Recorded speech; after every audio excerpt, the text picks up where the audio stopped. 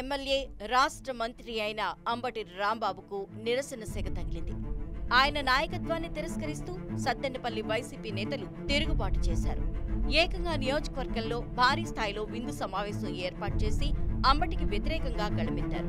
వచ్చే ఎన్నికల్లో అంబటి రాంబాబుకు సీటిస్తే సత్తెనపల్లిలో వైసీపీ కొంప కొల్లేరు కావడం ఖాయమంటూ ఉండబద్దలుకుంటారు. పలు అవినీతి, లైంగిక వేధింపుల ఆరోపణలు ఎదుర్కొంటున్న అంబటికి సీఎం జగన్ రెడ్డి ప్రాధాన్యం ఇవ్వటాన్ని వారు తప్పుపడుతున్నారు.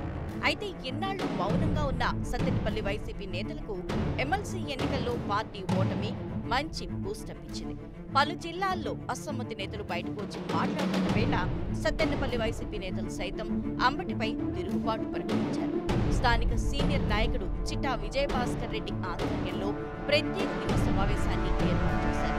వైఎస్ఆర్ ఆత్మీయ సమావేశం పేరుతో జరిగిన ఈ కార్యక్రమంలో అంబటికి వ్యతిరేకంగా పలు తీర్మానాల్ని ఆమోదించారు.